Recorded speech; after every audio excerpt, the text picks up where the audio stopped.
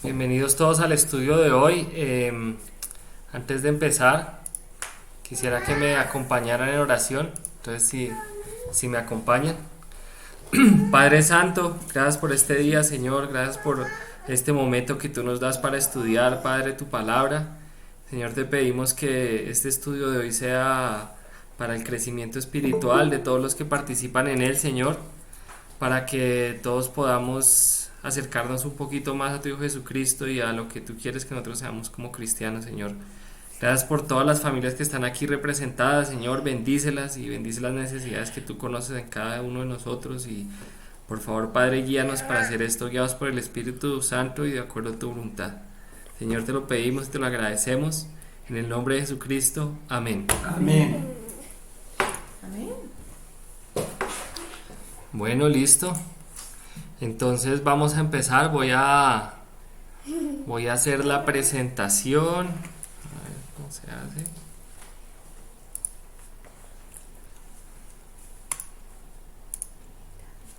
Listo. Me dicen si ya están viendo la presentación.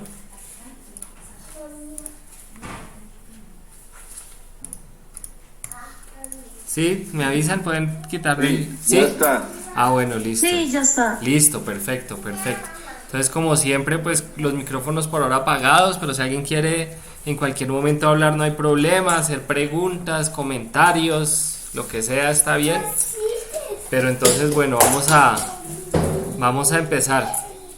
El tema de hoy va a ser este, que ven ahí en la pantalla. Me imagino que todos viendo esa imagen saben de qué vamos a hablar, ¿cierto? Ah, esperen que tengo que aprobar a alguien. Eso. Listo ya.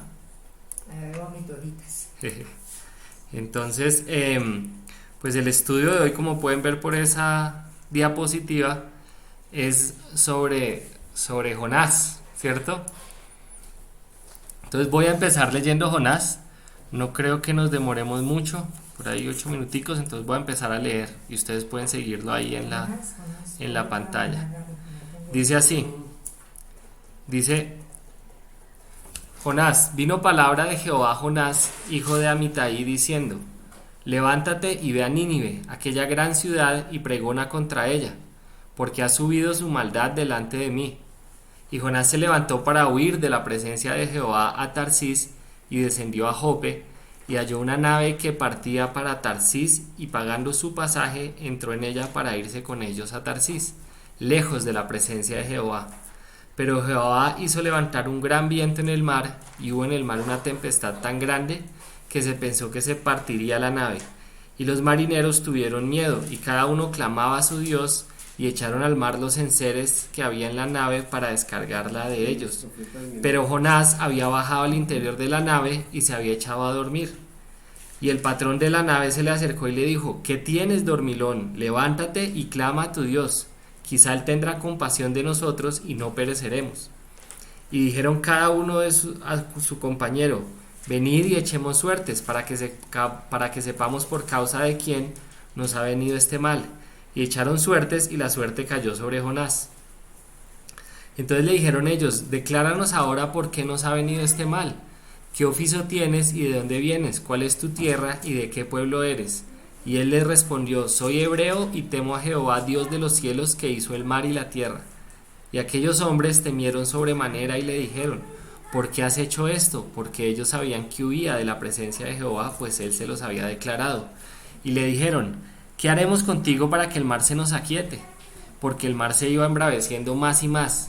Él les respondió: tomadme y echadme al mar, y el mar se os aquietará, porque yo sé que es por mi causa que ha venido esta gran tempestad sobre vosotros. Y aquellos hombres que trabajaron para hacer volver la nave a tierra, mas no pudieron, porque el mar se iba embraveciendo más y más contra ellos.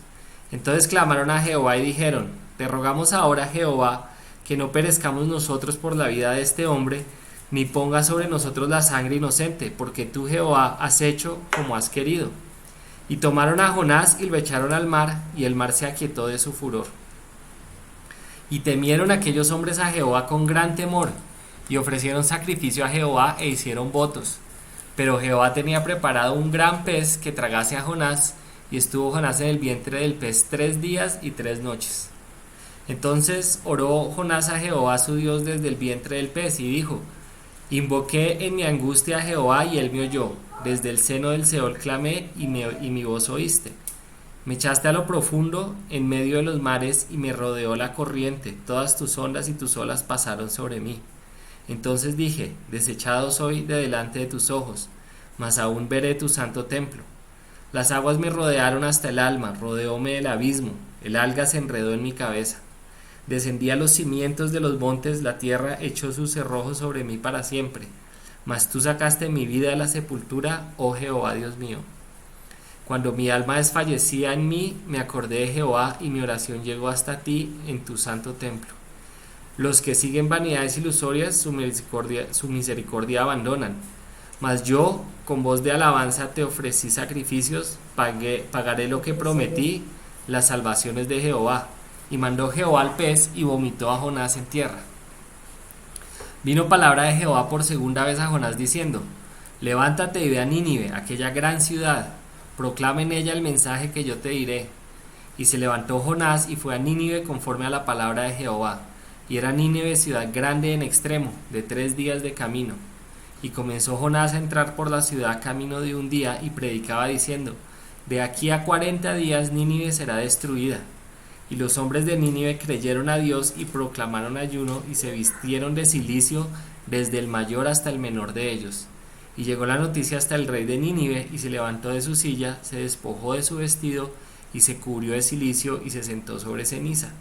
E hizo proclamar y anunciar en Nínive por mandato del rey y de sus grandes, diciendo: Hombres y animales, bueyes y ovejas, no gusten cosa alguna, no se les dé alimento ni beban agua, sino cúbrase de cilicio hombres y animales, y clamen a Dios fuertemente, y conviértase cada uno de su mal camino, de la rapiña que hay en sus manos. ¿Quién sabe si se volverá y se arrepentirá Dios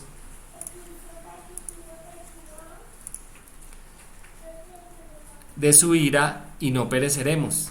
Y vio Dios que lo hicieron, que se convirtieron de su mal camino, y se arrepintió del mal que había dicho que les haría, y no lo hizo. Pero Jonás se apesadumbró en extremo y se enojó, y oró a Jehová y dijo: Ahora, oh Jehová, ¿no es esto lo que yo decía estando aún en mi tierra? Por eso me apresuré a huir a Tarsis, porque sabía yo que tú eres Dios clemente y piadoso, tardo en enojarte y de gran misericordia, y que te arrepientes del mal. Ahora pues, oh Jehová, te ruego que me quites la vida, porque mejor es la muerte que la vida. Y Jehová le dijo: ¿Haces tú bien en enojarte tanto? Y salió Jonás de la ciudad, y acampó hacia el oriente de la ciudad, y se hizo allí una enramada, y se sentó debajo de ella a la sombra, hasta ver qué acontecería en la ciudad. Y preparó Jehová Dios una calabacera, la cual creció sobre Jonás para que hiciese sombra sobre su cabeza, y le librase de su malestar. Y Jonás se alegró grandemente por la calabacera. Pero al venir el alba al día siguiente, Dios preparó un gusano, el cual hirió la calabacera, y se secó. Y aconteció que al salir el sol, preparó Dios un recio viento solano, y el sol hirió a Jonás en la cabeza, y se desmayaba y deseaba la muerte, diciendo: Mejor sería para mí la muerte que la vida. Entonces dijo Dios a Jonás: ¿Tanto te enojas por la calabacera? Y él respondió: Mucho me enojo, hasta la muerte. Y dijo Jehová: ¿Tuviste tu lástima de la calabacera, en la cual no trabajaste, ni tú la hiciste crecer, que en espacio de una noche nació, y en espacio de otra noche pereció? Y no tendré yo piedad de Nínive, aquella gran ciudad donde hay más de 120,000 personas que no saben discernir entre su mano derecha y su mano izquierda, y muchos animales. Y bueno, ahí termina el libro de Jonás, termina en esa pregunta. No es que me haya faltado, sino ahí termina el libro de Jonás. Entonces lo primero que yo quiero que veamos es el mapa de lo que ocurre en esta historia de Jonás. Él empieza por aquí en Jopa, o sí, Jope. Él empieza por aquí, y él lo que quería ir era hasta acá, hasta el otro lado, por todo el Mediterráneo, hasta España, que es donde piensan que era Tarsis, que era una colonia fenicia.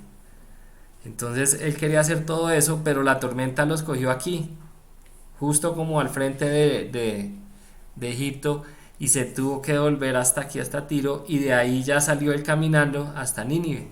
Entonces una de las cosas que uno puede ver ahí es que él quería estar lo más lejos de Nínive posible. Él quería huir literalmente al otro lado del mundo. Ese era el otro lado del mundo porque cuando eso era lo que ellos conocían. Él se fue lo más lejos que pudo para no obedecer a Dios.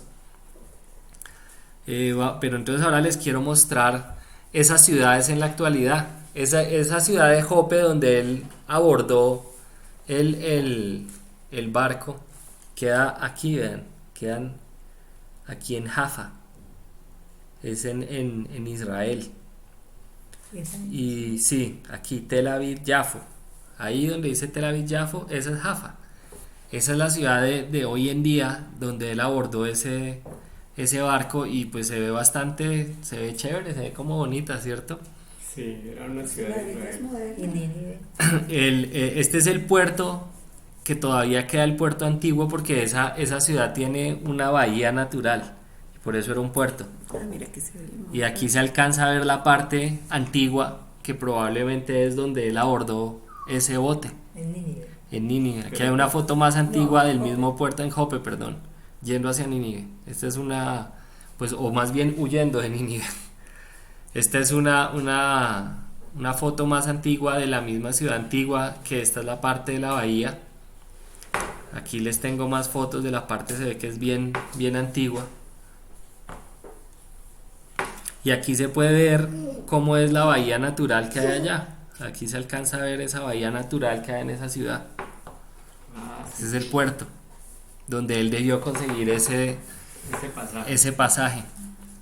Y Nínive pues también existe todavía en día. O sea, la ciudad fue destruida, pero cerca de esa zona donde es Nínive hoy en día queda Mosul, en Irak.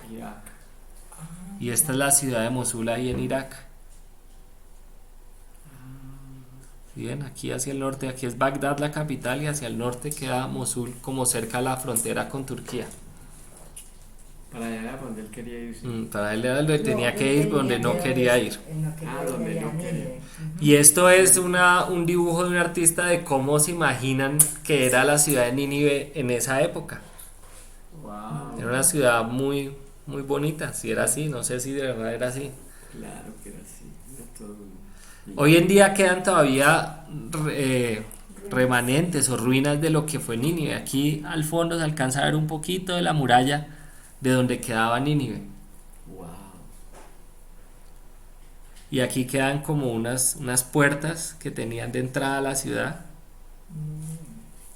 Y unos miradores. Esto también son ruinas de esa ciudad de Nínive. Qué bárbaro. Estos son partes de la muralla que quedan. Por aquí otra torre de esas. Sí, señor. También quedan algunas estatuas, algunas cosas que habían en esa ciudad. De los dioses que yo adoro. Ajá. Esta es otra parte de la muralla que queda ahí en Nínive, ruinas aún. Y esta es como una parte también de la muralla. Era gigante. Y otra de la ciudad que se nombra ahí es la ciudad de Tiro, ¿cierto? De Tiro. Entonces esa ciudad queda hoy en día en Líbano. Fue donde el pez lo botó a él, fue en esta ciudad, o cerca de esa ciudad. Queda en Líbano y tiene la parte moderna y también partes antiguas. Claro que estas partes son como romanas, son posteriores a la historia, pero pues quedan algunas ruinas de que esa ciudad existía mucho tiempo antes. Y Tarsis, que fue donde él, Tarsis, queda en la España. Esto es España aquí, este es el estrecho de Gibraltar, y ahí quedaba ese sitio que era una colonia fenicia donde tenían minas. Pero nunca llegó allá. Entonces hay una cosa que uno nunca se imagina, o que yo no imaginaba, era cómo es la nave, cómo era el barco donde se subió Jonás. Y el barco se veía más o menos así. Esos eran los barcos de esa época, eran así como en un grabado. Aquí se ve más o menos. Aquí hay otro grabado, que este es un grabado asirio de esa época, mostrando esta es una nave de guerra, pero pues más o menos se puede dar una la idea, y hay gente que ha hecho una reconstrucción de cómo era más o menos el barco en el que él montaba, y no era un barco muy grande, o sea, imagínense él durmiendo en la mitad de una tormenta en ese barco. Tranquilo. Había que ser muy tranquilo, porque es que no es que uno se imagina como un barco de ahora, por ahí en un cuarto o algo, pero no, él estaba ahí afuera casi en la tormenta y podía estar durmiendo. Y por eso me imagino que dicen que se imaginan que la nave se iba a partir, porque pues yo veo esas naves y se ven frágiles. Entiende uno ahora. Entiende uno ahora, porque yo me imaginaba un barco así como el del Titanic, la verdad. Pero este barco es el que él tenía en esa época. Y el pez, bueno, el pez no se sabe cuál era el pez, no se sabe. Pero por ejemplo a mí cuando me enseñaron la historia cuando yo era chiquito le decían Jonás y la ballena, no Jonás y el pez. Porque hay gente que se imagina que es una ballena. Yo estuve averiguando y resulta que en esa parte del Mediterráneo, bien hacia el este, en esa parte no hay peces, no hay ballenas, perdón. Las ballenas solo aparecen en el Mediterráneo, en el Adriático, o sea, como más cerca a Grecia, más cerca a Italia, hacia esa parte. El pez más grande que hay en esa parte es este pez. Wow. ¿Cómo se llama? Y ese la- Este pez se llama el tiburón peregrino. Ay, yo pensé que es un tiburón. Y si ustedes vean cómo se ve al lado de una persona. Yo no estoy diciendo que ese sea el pez, no se sabe. Pero pues este hubiera podido ser también ese pez. Sí, No una ¿no? ballena, sino ese. Y por ejemplo aquí se ve cuál es el tamaño de ese, es el de arriba, no el de abajo, sino el de arriba, con respecto a una persona. Y ese pez está No, pues, usualmente en ese mar, entonces pues no, pudo ser también una ballena, pudo ser un pez específico que Dios creó solo para la labor de llevar a Jonás, no sé, no se sabe ni es Bueno, pero también específico. Dios hubiera podido haber permitido Sí. que la ballena entrara hasta allá. También, todo eso, pero pues esto es como un dato curioso. Sí. Y al final hablan de la calabacera que le daba sombra a Jonás, ¿cierto? Por la que él se pone tan bravo que dice que quisiera morirse porque Dios le quitó esa calabacera. Resulta que en la traducción no están muy seguros cuál era el árbol. Podía ser cualquiera de estos dos. Podía ser ricino o podía ser pues la calabaza como tal. Ambas son como medio enredaderas, pero la una es más un árbol que la otra es más enredadera. Esta cubre más. Sí, ya es. Pero entonces se puede imaginar uno el árbol también que le estaba dando sombra. Sí. Pero habla aquí en la Biblia que es calabacera. Sí, pero la traducción no es. No dice eso. Puede ser cualquiera de las dos. Ah, ya. Entonces el imperio asirio, que es el imperio que había en Nínive, ese fue un imperio que duró 300 años durante la Edad de Hierro. Ellos de hecho se volvieron imperio gracias a eso, a que manejaban el hierro en sus armas. Ellos comenzaron a dominar más o menos al final del reino de Salomón. Cuando Salomón murió, ellos empezaron a subir en su poder. Y este fue un imperio que destruyó reinos de Israel, absorbió el reino del norte. Ellos se tomaron todo ese mundo. Aquí habla un poquito de la invasión de Israel por los asirios. Dice que en el 738, durante ese reinado de un rey en Israel, Acaz, rey de Judá, se está en una guerra contra Israel, o sea, el otro pueblo de Aramea, y le pidió ayuda al rey asirio para que lo ayudara. Y entonces el rey asirio marchó contra Damasco y ahí aprovecharon para tomar eso, ¿cierto? Y también en el 729 él capturó al rey de Babilonia, los asirios, ¿cierto? Wow. Y el rey Josea de Israel dejó de pagarle los tributos a Babilonia gracias a los asirios, ¿cierto? Y se alió con Egipto después en contra de Asiria. Entonces todo esto nos muestra que en esa época de Jonás, cuando Dios le dijo vaya predíquele a los asirios, básicamente le estaba diciendo era vaya predíquele a los enemigos o a un imperio que estaba con mucha probabilidad de que los invadieran a ellos. Este mapa muestra todo el dominio que tenía Asiria en el tiempo de Wow. Jonás. Es la parte verde clara. Ellos tenían dominio sobre los egipcios, sobre todo Israel, sobre aquí Mesopotamia, los babilonios, subía por aquí arriba casi hasta, Turquía. hasta Turquía, exacto, y sí, y Chipre y todo eso. Todo esto era el imperio asirio.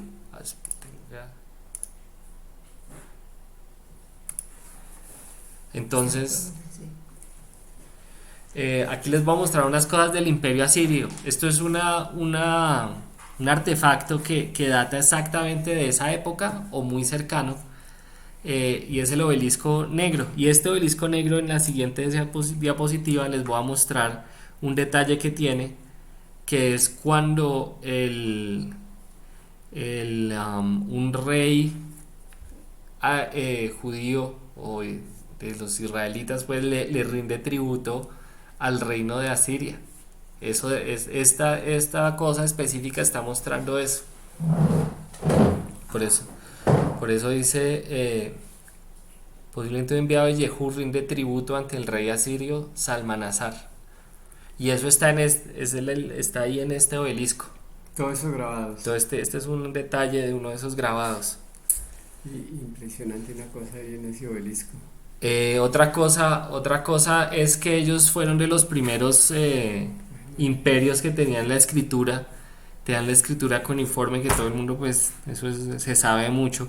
Pero es interesante ver que todavía algunos de esos libros se mantienen y son de los libros más antiguos que hay. Pues además de las escrituras de la Biblia y eso. Pero en algunos de esos escritos, en el poema de Gilgamesh, hay una historia que es muy parecida a la del diluvio de la Biblia, de alguien que era sabio, que hubo un diluvio, que él se salvó por hacer un barco con su familia y el resto del mundo fue inundado.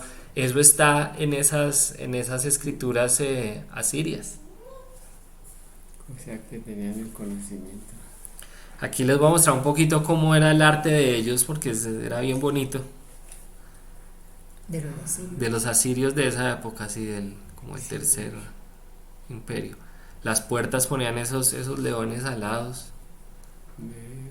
Eran unos leones con patas de vaca. Tenían unas- Sí, Esto representa como un rey y un militar. sí, señor. La arquitectura ya la vimos en las ruinas y en los dibujos que hemos visto antes, pero aquí hay otros ejemplos. O sea que esa ciudad realmente, cuando dice que era una ciudad grande, sí, era una ciudad muy grande y muy bonita. Claro, y un imperio.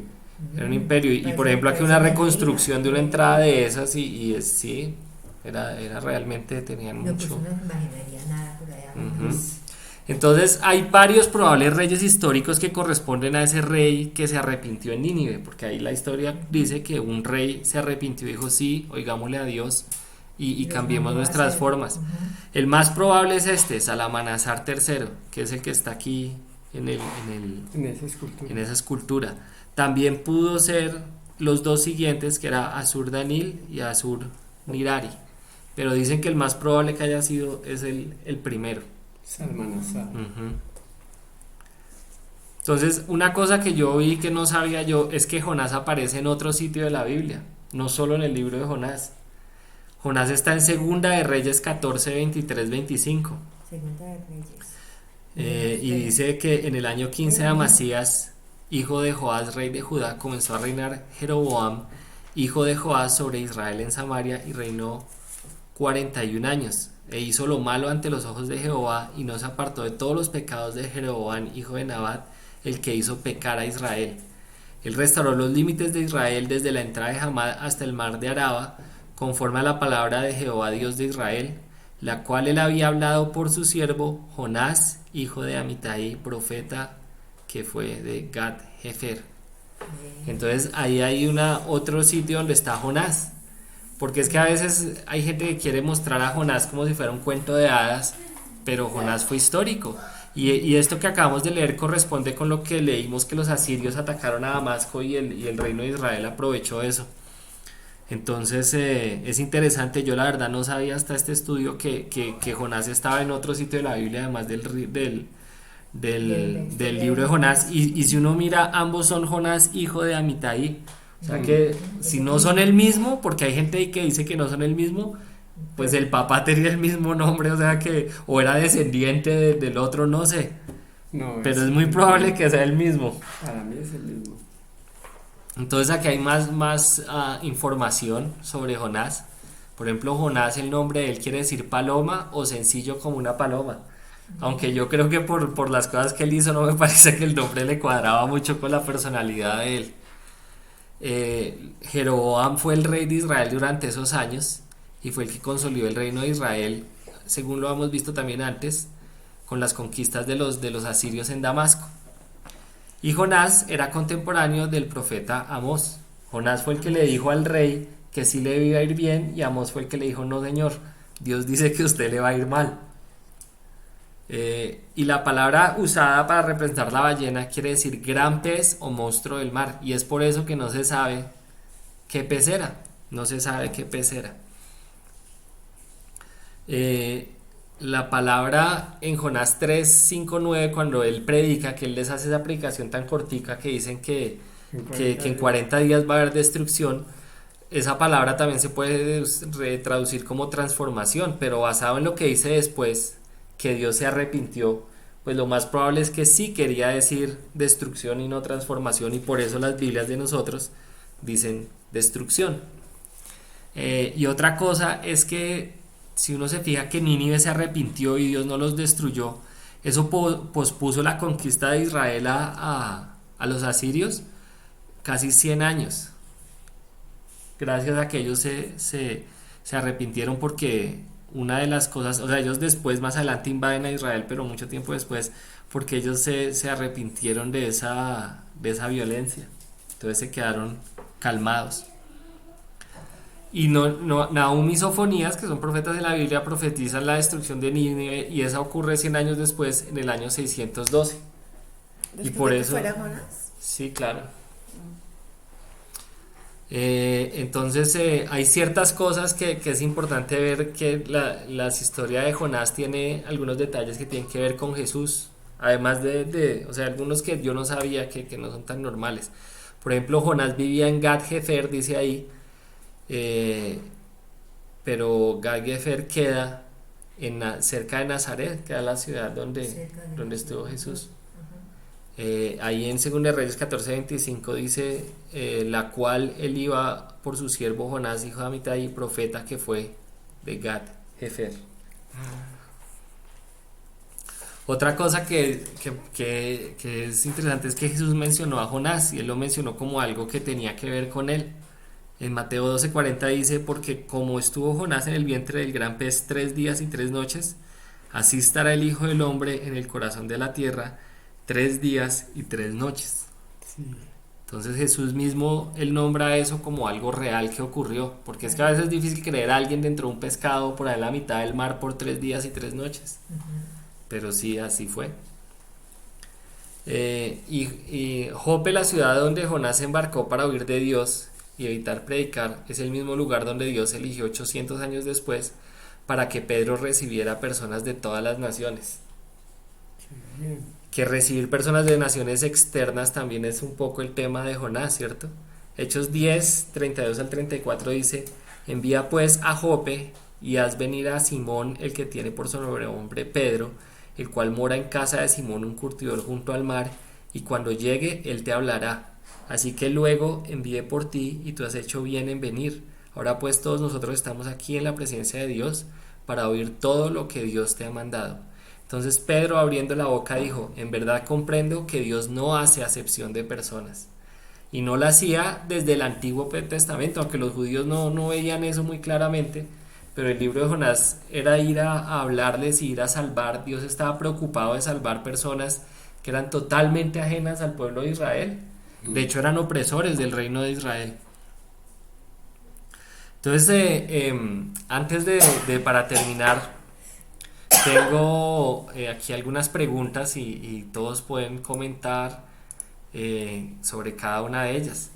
La primera es que si uno siempre tiene que entender, o sea, basado en esto que vimos de Jonás, ¿ustedes creen que uno siempre tiene que entender la voluntad de Dios para obedecerlo? digo que no. Yo digo que sí. No, las Yo digo personas, que sí. No, Escuche bien la pregunta. sí, que no es que la voluntad de Dios a veces no. Pues, Es que hay una cosa que no dice. Pues lo que yo digo, obviamente todos pueden participar, es que uno no tiene que entender la voluntad de Dios. Si Dios le dice algo que uno tiene que hacer algo, Hágalo. uno no tiene que entender por qué tiene que hacerlo. Uno tiene que hacerlo. No entender. Jonás de pronto no entendía por qué Dios lo mandaba a ayudar a unas personas que estaban en contra de su pueblo, y por eso yo creo que él estaba renuente a irse allá a Nínive, ¿cierto? Pero él lo que tenía que hacer era obedecer.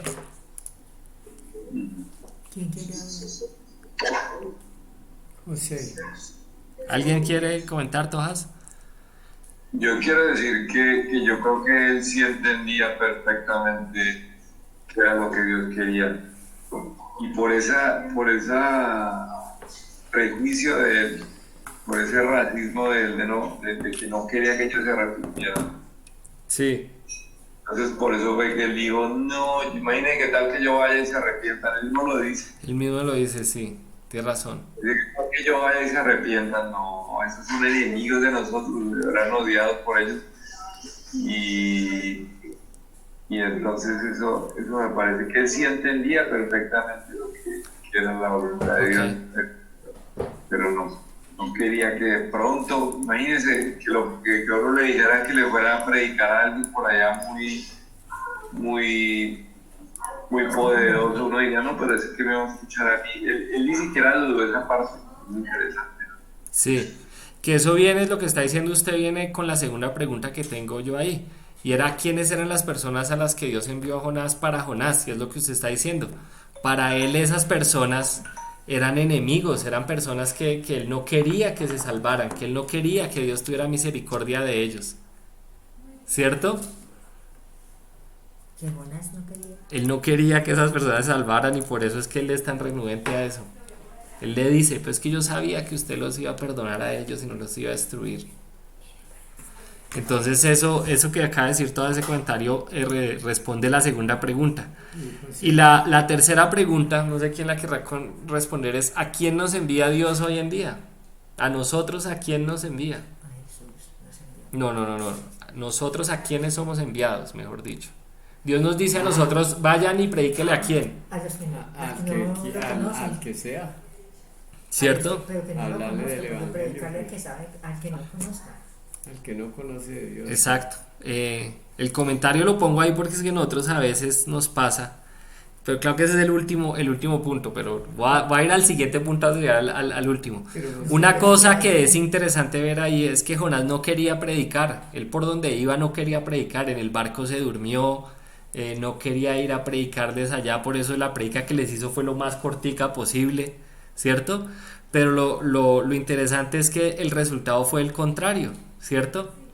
Los marineros creyeron en el Dios de él, le oraron, fueron los primeros en decirle a Dios, no nos tenga en cuenta la sangre de este que vamos a botar al mar, ¿cierto? Y lo mismo en Nínive, todos los habitantes de Nínive se arrepintieron, hasta el rey, que uno pensaría que el rey del imperio más poderoso iba a ser así como el faraón de corazón duro, pero no, él se arrepintió, y ordenó también. sí, y ordenó que todo el mundo se arrepintiera. Entonces, nosotros podemos ser utilizados por Dios de la misma forma. Sí, Creo que sí. claro que sí. Así somos utilizados. Y la última pregunta es básicamente lo que estaba diciendo, es ¿nosotros podemos juzgar que alguien no es digno de recibir el evangelio? No, porque él dijo a todos. Exactamente. Nosotros no somos quienes para juzgar, nosotros que tenemos que tratar de ser predicadores del evangelio en todo momento, a toda persona, y no decir, no, este es muy borracho, este es muy mujeriego, este es muy gay, este es muy no sé qué, no le voy a predicar porque ese ya está perdido. Porque cuando nosotros hacemos eso estamos juzgando, estamos tomándonos el lugar de Dios. Sí. Y el lugar de nosotros no es ese, el lugar de nosotros no es juzgar, sino obedecer a Dios y predicar la palabra y tratar de salvar hasta esos que a nosotros nos parece que no deberían salvarse o que no se van a salvar. No sé si alguien tenga un comentario al respecto de esas preguntas. Sí, no. José,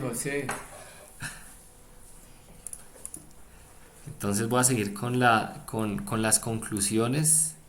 José iba a hablar, creo, ¿no? Sí, me escucha, ¿verdad? Sí. Ok, yo voy a comentar de que, o sea, acerca de Jonás como persona, profeta de Dios. Él, pues, quizás tenía un poco, bueno, tenía, ¿verdad? Sabiduría porque era profeta, conocía a Dios. Y él mismo lo dice, yo conocía que tú eras bien, pero que bien bueno.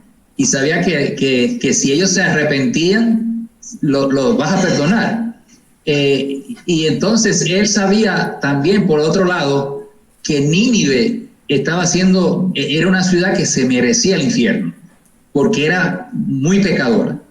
Entonces ahí está, a veces nosotros, como quien dice, no podemos entender la voluntad de Dios porque a veces nosotros nos prejuiciamos. O sea, como usted bien lo ha expuesto, no somos quienes para juzgar a la gente, pero el pecador más grande lo encontramos en la Biblia. Pablo decía que él de los pecadores era el número 1 y Dios tuvo misericordia de él y él se convirtió y Dios lo salvó. Pero lo que quizás nosotros debemos reflexionar es que ¿cómo es posible que un profeta que conoce a Dios, sabe que Dios es misericordioso, llegue a ese extremo de huir de Dios? Y yo creo que aquí debemos tener cuidado, ¿verdad? De que a veces como cristianos, a veces queremos que Dios conteste nuestras oraciones como nosotros queremos. Y no es así. Dios ve más allá de lo que nosotros vemos y nosotros tenemos que aceptar lo que Dios nos dice. Y si no nos contesta como estábamos esperando, debemos aceptar la voluntad de Dios. A veces nosotros queremos que Dios nos dé un mejor trabajo. Y pues compañero pues de trabajo consigue una buena oportunidad o se va de la compañía y se encuentra un mejor trabajo. Y entonces uno piensa, bueno, ¿y qué pasó aquí? Dios como que no me contestó mi oración como yo quería. Bueno, nosotros no sabemos los resultados. ¿Qué es lo que nos hace falta a nosotros? ¿Más cosas de lo que tenemos o más cercanía a Dios? Y yo creo que aquí para quizás entender un poco a este hombre, él necesitaba estar más cerca de Dios, o sea, tener en cuenta que la voluntad de Dios es lo que se tiene que cumplir. No es que yo sea un exitoso en el sentido de que de las 10 oraciones que he hecho, Dios me las ha contestado todas como yo quiero. Hay que esperar que Dios a veces tiene planes diferentes y nosotros tenemos que pues aceptarlo. Es todo. Bueno, muchas gracias, hermano. Sí, es cierto, eso es parte de lo que nosotros tenemos que ver, es que la voluntad de Dios está por encima de la nuestra y como tú decías, si él era un profeta, conocía de Dios, él mismo reconoce que Dios creó todo, ¿cómo pensó que podía escapar de Dios? Pero nosotros hacemos lo mismo, nosotros cómo pensamos que Dios no sabe las cosas que nosotros sentimos y pensamos y Él nos conoce, Él sabe todo, nosotros no podemos mentirle a Dios. Entonces nosotros somos Jonás en esa historia, nosotros tenemos todos esos defectos que él tiene, son nuestros. Entonces bueno, para terminar, algunas cosas que podemos concluir nosotros de esta historia. La primera es que Dios es bueno. Él fue bueno con Jonás, teniéndole esa paciencia, viendo que él huía, que no quería hacerle caso, pero él siempre le quiso fue mostrar con paciencia su voluntad y con amor. Por eso inclusive hizo lo de la calabacera, esa fue para él mostrarle, vea, así como usted tuvo amor por esa planta, yo tengo amor por todas estas personas y por estos animales, ¿cierto? Y lo mismo él fue bueno con Nínive, todas esas personas que hacían toda esa maldad tan grande, él no tomó en cuenta eso, él quería era salvarlos, él quería que ellos se arrepintieran, que ellos cambiaran. Y Dios, ese mismo Dios de esa época, es el Dios de ahora, él quiere lo mismo, él quiere que la gente se salve, todo el mundo, no importa quién sea, que la gente se arrepienta, que la gente vaya a Él. Entonces esa es una de las conclusiones que podemos sacar de eso. La otra conclusión es que nadie puede escapar de Dios. Exactamente, eso iba a decir yo. Nadie puede escapar de Dios. No. Hay personas que en esta vida creen que ellos siendo ateos, que haciendo lo que quieren hacer con su vida, que están haciendo cosas escondidas, creen que ellos están escapando de Dios, pero nadie, todo el mundo en algún momento le llega su momento de darse cuenta que Dios siempre ha estado ahí con él y que Dios sabe todos sus hechos. Entonces, una de las cosas que tenemos que recordar es que nosotros en ningún momento estamos escondidos de Dios. Siempre estamos en su presencia si no nos demos cuenta. Y finalmente, Dios quiere que todos se salven. Incluso las personas que nosotros creemos que no merecen la salvación, que no se van a salvar, Dios quiere que esas personas se salven. Entonces eso no nos da a nosotros ninguna oportunidad o medida de decir quién se salva o no, quién merece oír el Evangelio, quién no lo merece escuchar. Entonces, bueno, con eso termina la presentación, sigue todo abierto. ¿Tú querías comentar algo, Papa? Yo quería comentar varias cosas, pero pues una primero es sobre la cuestión de lo que sucedía en ese tiempo y lo que hoy en día sucede. Por ejemplo, quiero decirles que nosotros le hablamos a personas sin saber si por una charla cualquiera pesada, por un tema cualquiera, y resultamos hablando de Dios, y luego, después no volvemos a saber de esa persona, pero al pasar el tiempo, resulta que alguien nos dice que, o esa persona dice, yo cambié cuando usted me habló de Dios y de que todos podíamos tener esa oportunidad. Y yo no me he dado cuenta si alguien ha hecho eso conmigo, pero sí conozco a un predicador que es handicap, que llaman, ¿no? En inglés, handicap, o sea, inválido. ¿Y cómo es que se llama, Sonia? No, Flores. ¿Flores qué? ¿No recuerda? Henry. ¿Ah? Henry Flores. Él está ahora, yo creo que debe estar en la Florida, porque él vive allá, tiene su casita y en fin, pero él era un hombre que no sabía sino hacer dinero y cobrar las deudas de los mafiosos. Imagínate la joyita. Entonces, esta historia es un poco larga, pero quiero decirles que es importante, porque alguien que era vecino le hablaba de lo que estamos hablando, del arrepentimiento, que escuchen la bondad de Dios y que lo conozcan y que Él puede perdonarnos y salvarnos, cambiar nuestra vida. Él después los mismos que lo utilizaban, que eran parte de su organización mafiosa, esos mismos luego quisieron eliminarlo porque sabía mucho de la organización seguramente. Todo esto que le estoy contando me lo contó él a mí, como parte del evangelio, que él siempre habla ahora del evangelio. Entonces le pegaron una cantidad de tiros que hasta quedó sin voz porque le pegaron un tiro aquí en la garganta. Imagínate.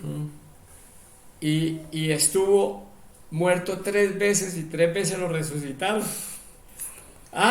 Y allá apareció otro señor en esa clínica que volvió a hablarle del evangelio. Y él lo que le respondió fue: pero usted sabe quién soy yo, que trabajaba, quién era yo, quién soy yo y por qué estoy aquí. Y le contó rápidamente un poco de su trabajo y su historia. Y él dijo: pero usted sigue diciéndome que Dios es tan bondadoso que no tiene en cuenta mis pecados. Usted sabe, yo le he quebrado las piernas a personas con una bate de béisbol para que paguen, les he hecho esto, bueno, mejor dicho, todas las cosas horribles que pueda hacer una persona de esa índole y de ese trabajo. Ese era su oficio. ¿Y usted cree que? Dijo: mira, esto se lo pregunta usted a Dios y Dios le responde. ¿Que Dios me responde? Dijo: sí. Y le miró, le buscó en la Biblia dónde, posiblemente leería este caso de Jonás y Nínive y toda esta cuenta, posiblemente yo no sé qué le incluyó en el evangelio. Lo cierto es que él se arrepintió empezó a buscar y a leer y se emocionó y de pronto quiso ser bautizado y empezar una vida nueva, así lo mataran. Y entonces él le oraba a Dios que le permitiera, Llegó hasta después predicaba. sí, por eso, que le permitiera él también enseñarle a gente como él que Dios puede cambiarnos. Y eso se volvió un predicador, pero yo quisiera que ustedes lo buscaran en YouTube, que él tiene prédicas y tiene muchas cosas donde él y ha convertido, oiga, congregaciones enteras de evangelistas, de evangélicos que van detrás de la plata, y no quiero hablar de ninguna iglesia ni de esas cosas, sino que él, un pastor que le empezó a hablarle cuando empezaron a hacer diálogo y él hablarle la diferencia, toda la congregación se convirtió y él creo que sigue allá trabajando con toda esa gente y sigue enseñando. Entonces, en este tiempo, en este llamado tiempo moderno, siguen sucediendo las mismas cosas que en el tiempo de Jonás y Nínive. Eso quería comentarles. Bueno, gracias, papá. Muy chévere esa historia. José. Bueno, hermanos, si no hay más comentario, entonces si alguien me José no acompaña tiene en más oración, comentarios. Tojas de pronto puede ayudarnos a terminar en oración. Claro que sí, pues yo quería hacer un comentario sobre la parte final de la historia Sí, y es porque pues nosotros a veces pensamos que los profetas o las personas de Dios pues que no tienen ningún tipo de debilidad ni de pecado, sino que son como santos y como que caminan por el aire y casi ni ¿cierto? Sí, Pero Jonás, y es lo bonito de la Biblia, nos muestra que él era un ser humano así como cualquiera. vulnerables Y él como que la ira, ¿cierto? La ira era como un problema para él. Y entonces él tuvo mucha rabia, ¿no? Cuando esas personas le respondieron. Pero Dios también a él le hizo su milagro, porque vea. Y la vida de él es muy milagrosa, porque primero que todo cuando él se tira al agua, yo creo que él todavía se estaba queriendo escapar de Dios ahí, cuando él pidió que lo tiraran al agua. quería morirse. Claro. O sea, Dios no le dice que lo tiren al agua, no creo, yo no sé, esa parte no la explica bien ahí. El hecho es que Dios dice ahí muy claro, dice que preparó, o sea que Dios ya sabía. Entonces Dios ya había, desde chiquito ese pescadito ya lo habría criado y todo, y lo tenía listo para cuando él se tirara, Chucuplún se lo comiera, después de que ya se había ido al fondo del mar, porque si uno ve la descripción tan hermosa ahí de Jonás, él llega hasta el fondo del mar y lo rescata. Yo creo que no era ningún pescado de ustedes que mostró ahí, porque esos pescados no tienen suficiente aire para que no esté 3 días ahí, él tenía que respirar. Así que tenía que ser un pescado mucho más grande que tuviera una cavidad suficiente para que hubiera aire ahí para que respirara, pero bueno, esas son especulaciones. Pero entonces, por último, para no quitar mucho tiempo, él preparó el pescado. También utilizan esa palabra para decir que preparó la planta esa, preparó el gusano. Todos fueron milagros, cada uno de esos, porque cuando usted ve una planta que crezca en un día, así de esa manera, ¿no es cierto? O un gusano tan grandote que mate una mata tan grande en un solo día, o tan rápido o instantáneamente. También era un gusano especial, pescado especial, planta especial, gusano especial. Después preparó un viento del este calientísimo y encima le pegó el sol, de modo que él estaba todavía más embravecido y como que le sacó la piedra pues de la manera más horrible, de modo que él dijo, ¿sabe qué? Mejor máteme, que ya no quiero, yo quiero morirme, ya yo no quiero más. Y entonces él le hizo todo eso para explicarle, para enseñarle una lección y decirle, usted se pone así de bravo por esa matica y no se da cuenta que usted quería que yo matara a toda esa gente y todos los animales. Y entonces le mostró su injusticia. Yo quería hacer un comentario al respecto. En Jonás para mí es un personaje, después de haberlo leído varias veces, es un personaje que siempre hablaba la verdad, lo que él sentía, lo que él pensaba, eso lo expresaba. Porque cuando él le pregunta, bueno, díganos quién eres y toda esta cosa, de dónde vienes, cuál es tu Dios y toda esta cosa, y él le habla de eso, le dice la verdad, le dice, sí, soy yo, porque Dios tal, le cuenta toda la historia, ¿cierto? Que ya la conocemos. Y él dice, arrójeme al mar y verá que la tempestad se acaba, porque el problema soy yo.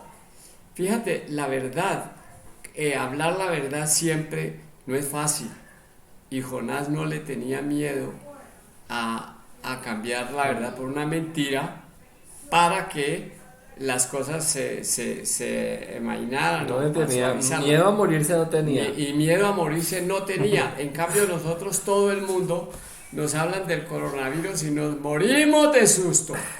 Oiga, nos morimos. ¿Sabe por qué nos morimos? Porque no tenemos confianza en la verdad, que Dios es el camino, la verdad y la vida. Gracias.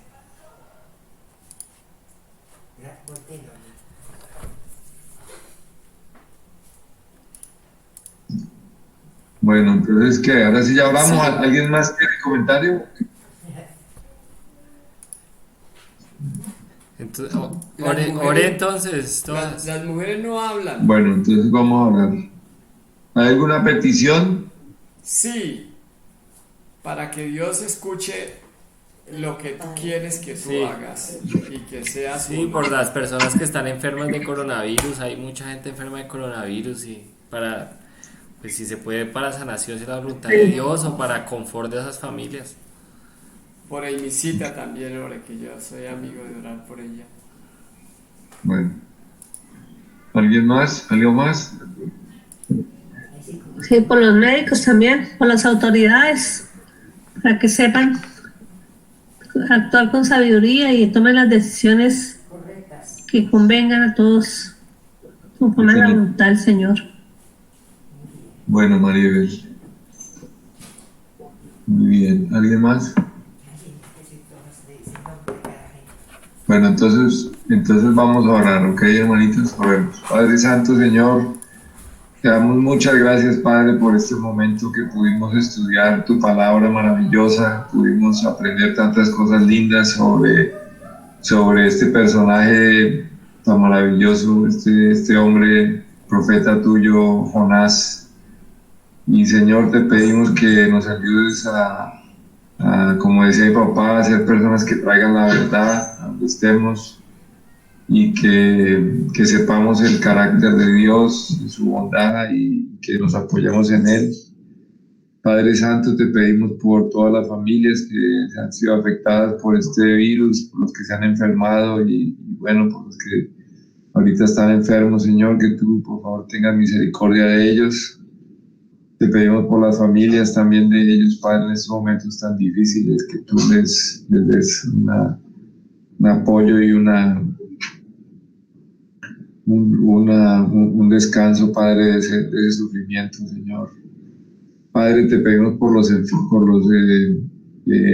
doctores, las enfermeras, todas las personas que se dedican a tratar de pasar esta crisis, que tú les des fuerzas y les permitas continuar.